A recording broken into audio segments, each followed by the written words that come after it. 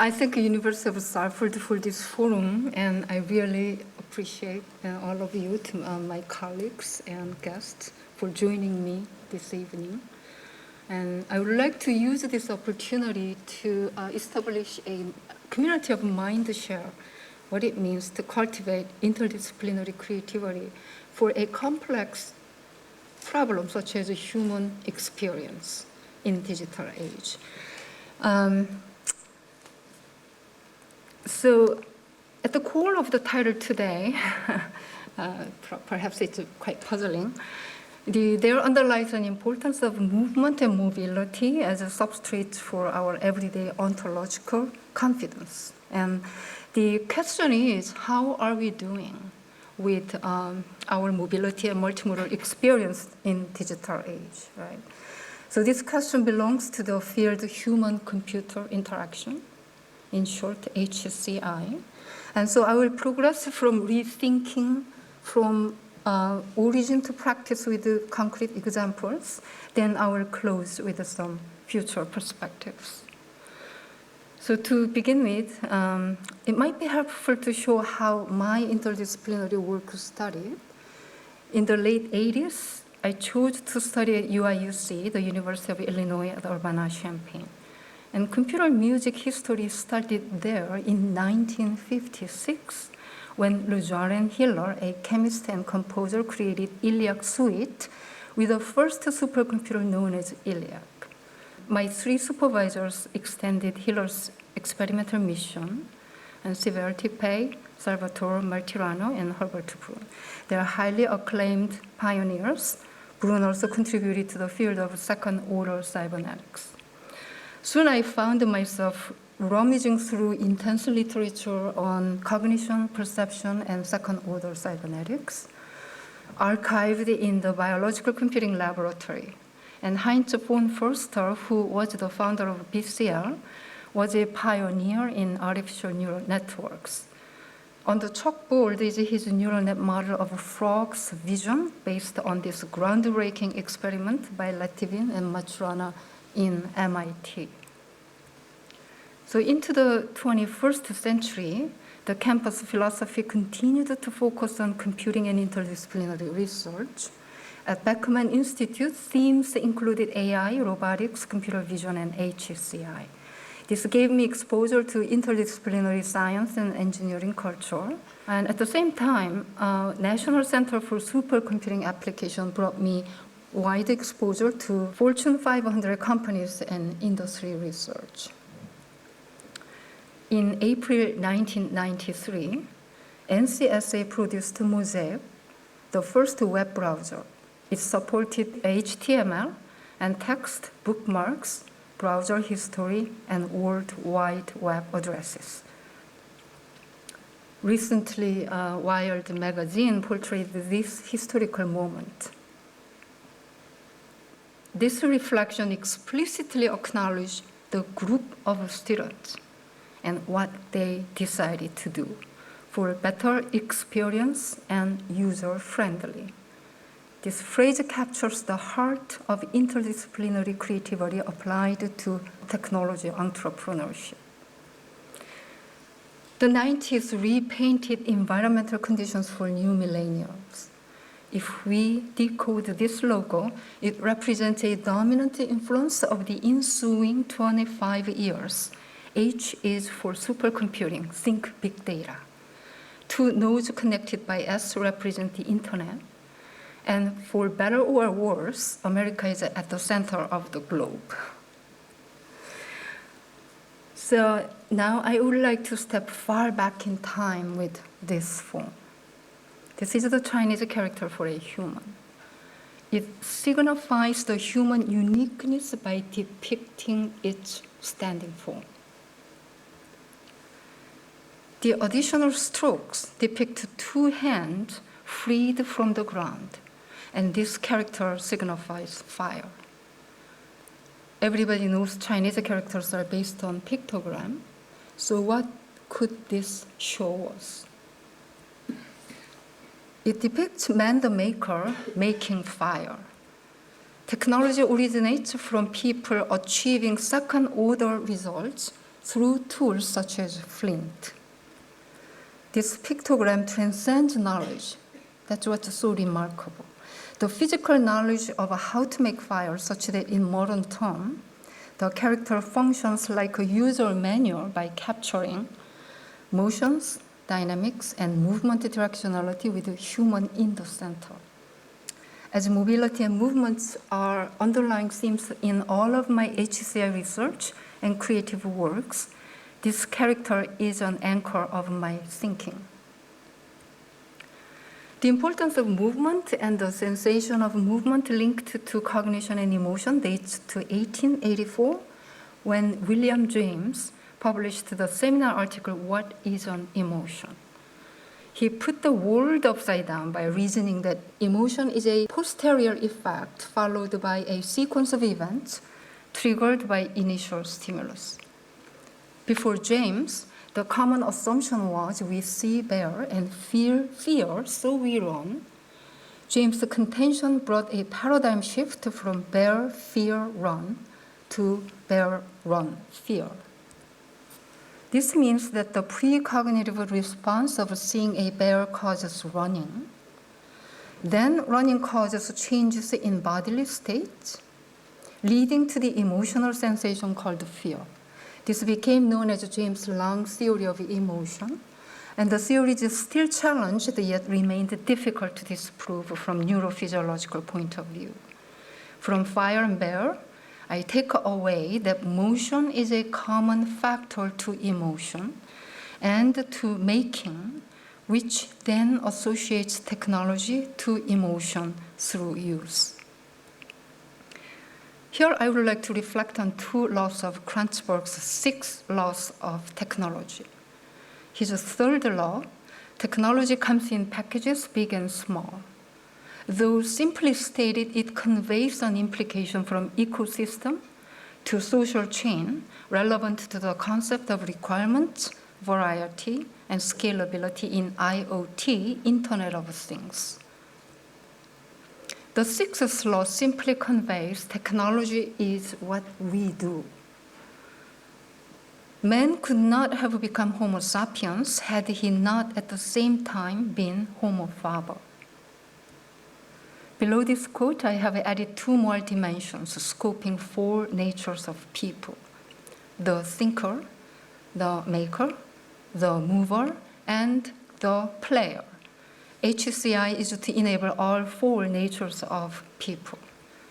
When Engelbart made the first computer mouse, punched cards were the dominant way to input data and program the computer. Cards were a data store paradigm carried over from the age of programming loom here in Manchester. The mouse was the first device that enabled direct manipulation, meaning for the first time people were able to work with digital data using natural hand-eye coordination. Now we take the mouse for granted, and it could have been made many years before. It's just a very simple wheel mechanical system.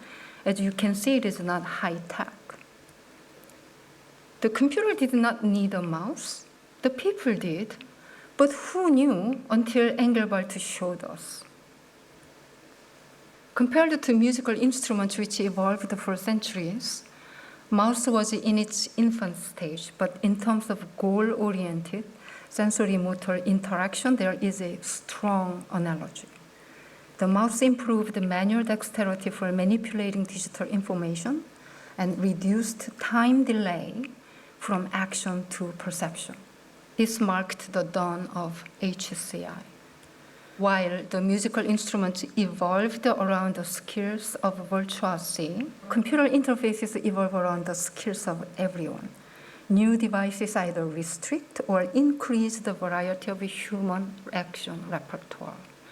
This interface problem can be stated as, how can we achieve scalable solutions for all skills while increasing variety in action repertoires requisite to human?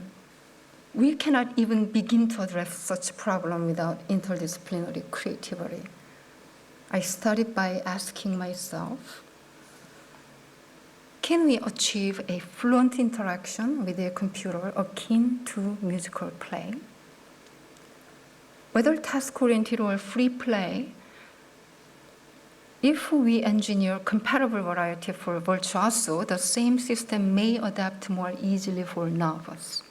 Musical repertoire tells us that music literature, performance practice, and instrument design evolve together. It follows that we can look to designing a repertoire of HCI enablement with greater variety. Dexterity is especially relevant. So one thing is clear, we can improve the quality of human experience by increasing the variety in multimodal repertoire. And from here, I introduce examples ranging from VR to web applications. And we will build diagrams to illustrate challenges for multisensory and multimodal framework, starting from a very simple example. This is my elderly aunt Edna. She's my real aunt. She visited our lab one day. So before we take her into VR, imagine she is learning to do online shopping. We will use this diagram over and over again to illustrate how technology supports my aunt's experience. To convey interdisciplinary perspectives, it is a hybrid sketch informed of system engineering, UX, and cognition research. First, my aunt has a capacity to act and perceive, denoted as A and P in the diagram. There are three actors: people, an ensemble of technologies, and an environment wrapped around. The human is in contact with the technology, and both are part of the environment. The environment includes noise, irrelevant data, and conditions we cannot predict or control. Note, the state of affairs belongs to the environment. Use cases define a regular relationship between users and technology. And that relationship is supported by designing and engineering this state of affairs. The top of the diagram shows a logarithmic time scale to cover a wide temporal range of information and action flow. Millisecond range is critical for motor control, speech production and recognition, and playing music. The interval timing engages highly distributed neuronal activities, and hundredths millisecond range is important for sensory motor function for action perception cycle. The seconds to minute range is involved in a number of fundamental performances, such as foraging, decision making, and learning. For example, even a simple action such as picking up a cup filled with hot coffee, to execute this simple task without spilling requires interval timing involving many action perception cycles. We are just so efficient, so we don't even think about it. So musical time occupies the critical crossover from millisecond timing to interval timing. Grave is the slowest musical tempo at 15 milliseconds per beat to demonstrate the pace.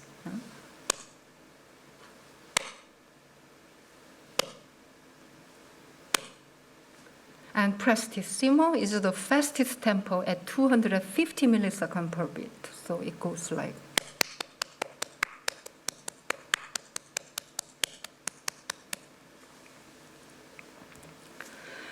Here the vertical stacks represent two average rates, how often online shoppers use the mouse. It depends on the task, but usually a few seconds average.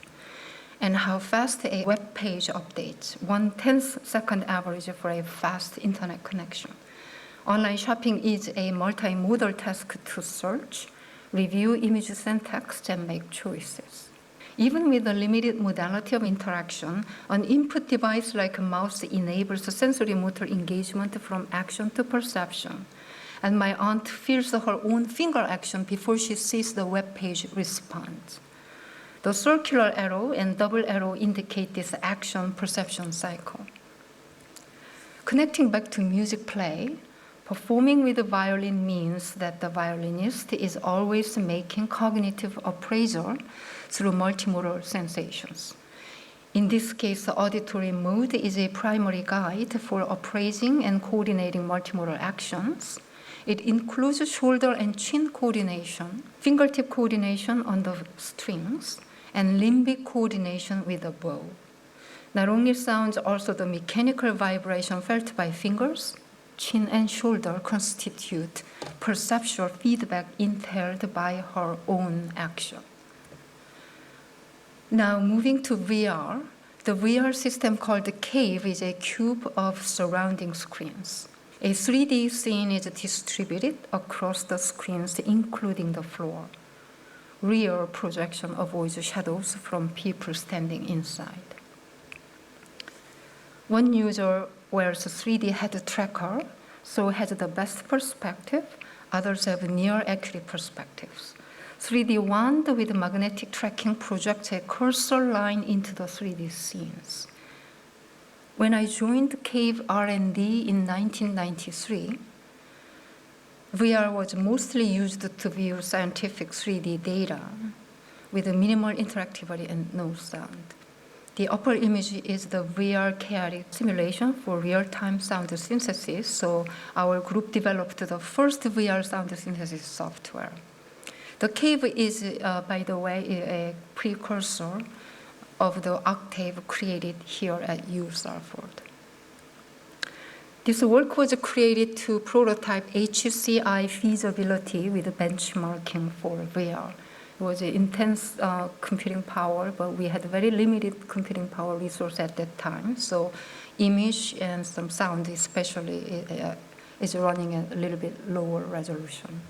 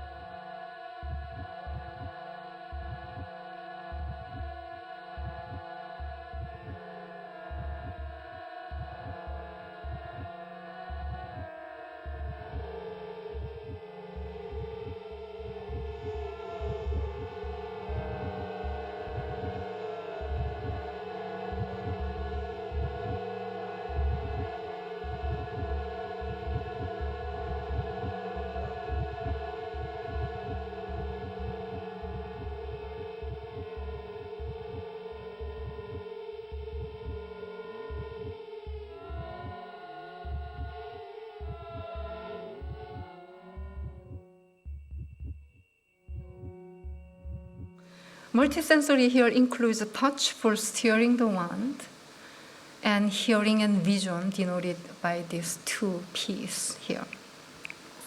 Multimodality includes mobility to use your hand and arm to steer the wand, and your head to see around you, and your body to walk around the space. Some processes are faster than others. Data flows between processes asynchronously, meaning fast ones do not wait for slow ones, and each uses the latest update available. In 1997, UIUC celebrated Hal's fictional birthday. Hal is the AI character in the movie 2001, A Space Odyssey, written by Arthur C. Clarke and directed by Stanley Kubrick in 1968. For Hal's birthday, I was commissioned to create a gala performance, and I took that opportunity to step up to the next challenge for our team, to advance VR into large-scale public experience.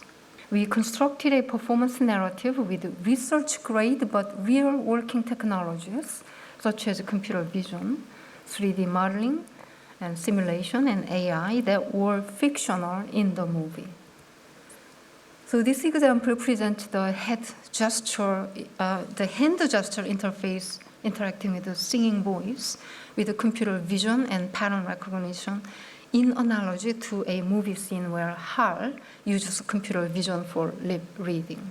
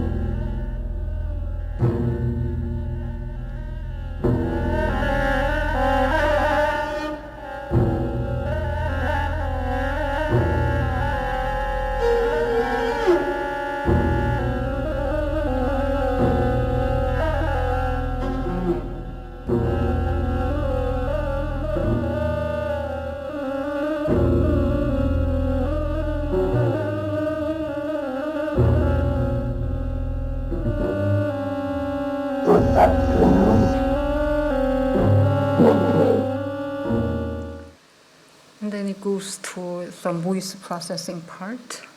We got a full permission from MGM to use any of their film clips, so that's what you are seeing. So moving to a little bit more like mechanical simulation example. Playground in the same work symbolizes childhood. 3D graphic objects in this playground are rendered with the interactive simulation so that they can be selected and moved. The HCI for interacting with a larger screen required the 3D space elevated far above my head, which made it difficult to interact with the object.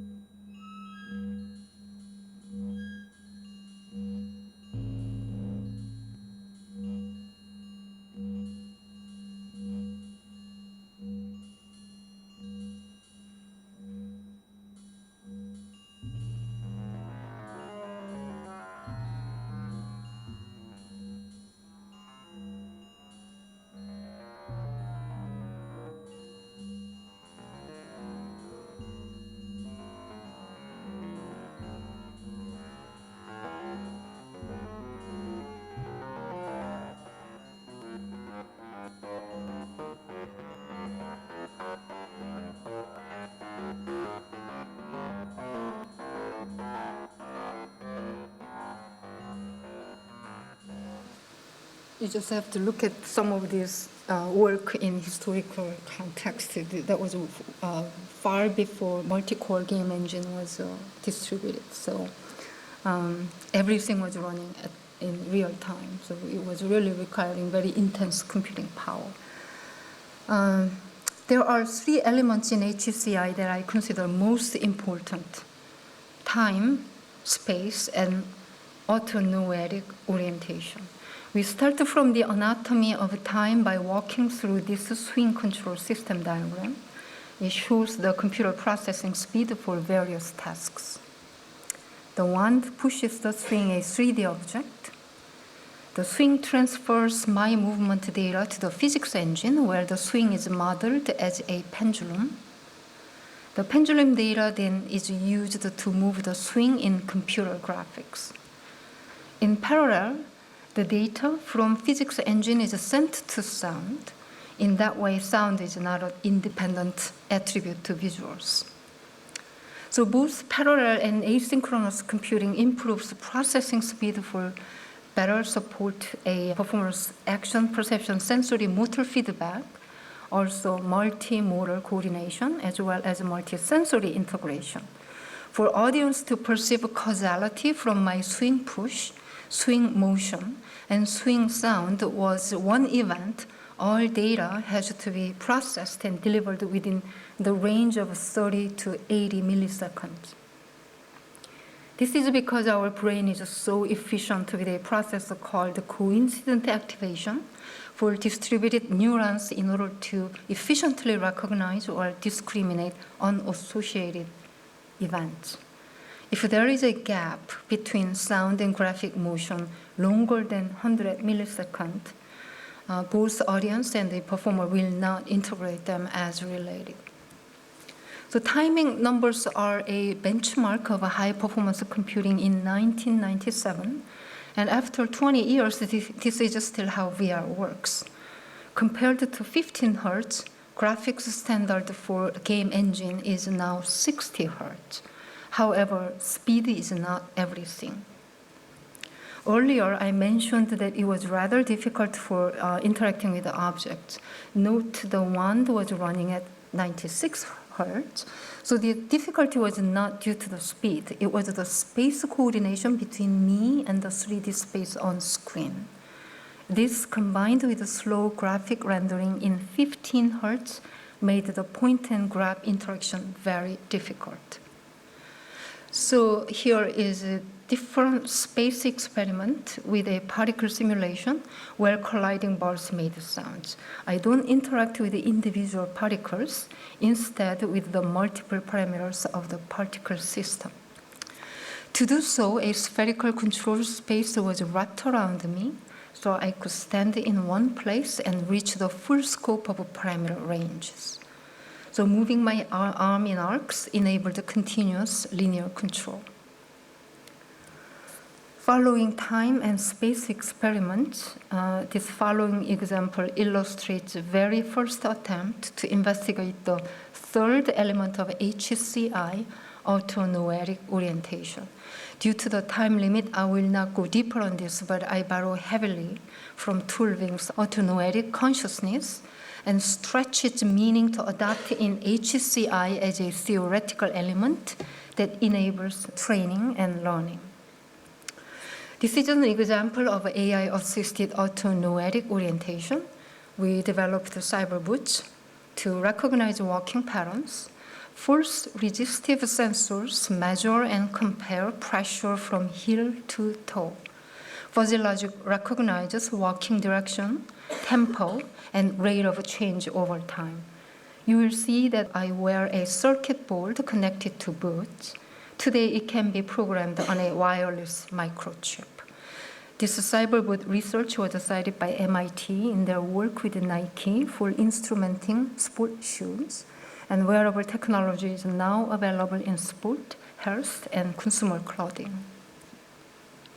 This scene makes a reference to the movie where the astronauts were jogging in artificial gravity in a centrifuge.